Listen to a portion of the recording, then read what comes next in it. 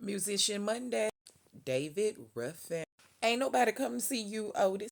David Ruffin, born January the 18th, 1941 in Why Not, Mississippi. Now, y'all, I'm from Mississippi and I never heard of this place, but I see that it's 15 miles outside of Meridian, Mississippi, if you ever heard of that.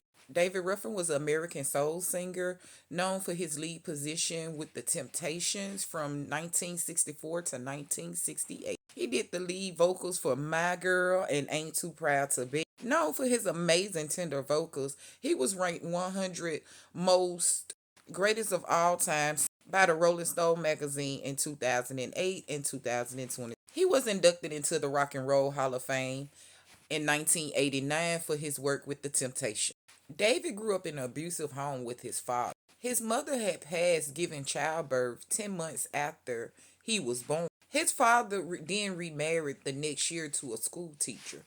When he was younger, his siblings, his stepmom, and dad traveled in a gospel group, opening for acts like Mahalia Jackson and the Five Blind Boys of Mississippi.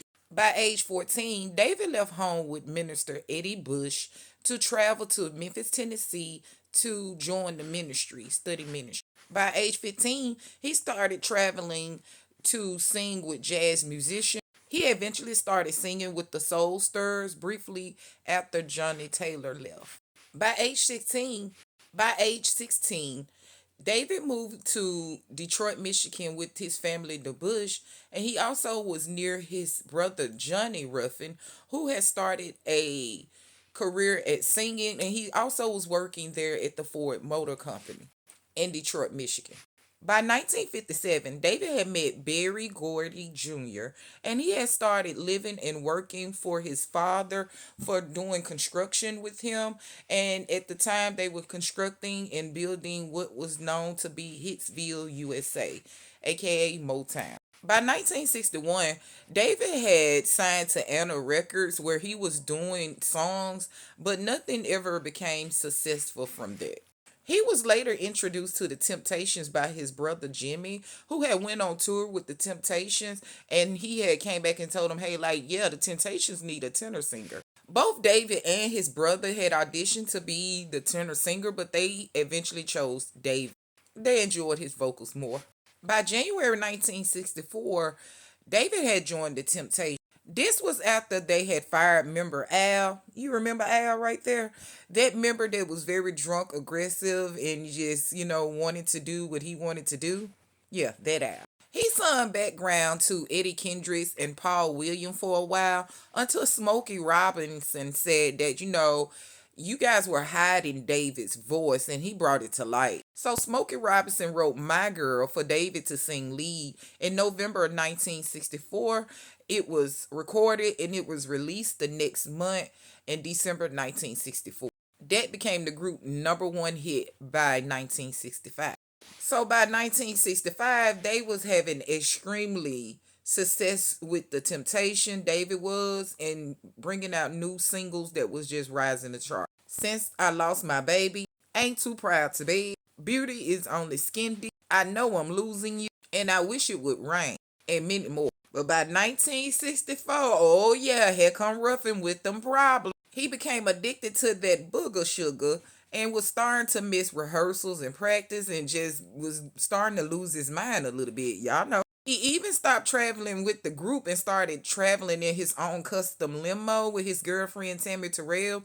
And this limo had some imprinted glasses like the ones you see on his face on it. Now y'all already know Ruffin had became real cocky. Now Diana, with her selfish self, she had, the group changed to Diana and Supreme. David wanted to know why they can't be David Ruffin in the Temptation. And y'all already know that's when them problems with him and old Big O came in. And not only that, David started to want to delve a little too much into the Temptations' finance. Wanting the accounting record of all the money they make and want to know that this is where he started having a problem with Barry Cool. And everybody was starting to get on the same motion boat about David. Now by June 1968, the Temptations had had enough of him. He had missed a gig in June 22nd, and they finally said, we're going to let him go. When he missed this gig to go to his girlfriend performance named Barbara Martin, Dean Martin daughter, he was fired 5 days later.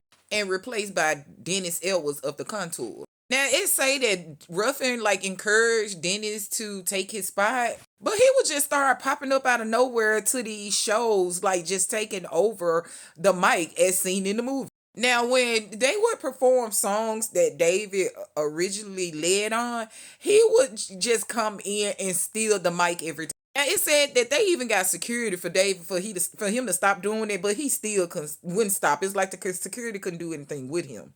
And it even was rumored that David was offered a second chance, but Otis shut that down and said he was permanently fired. Okay.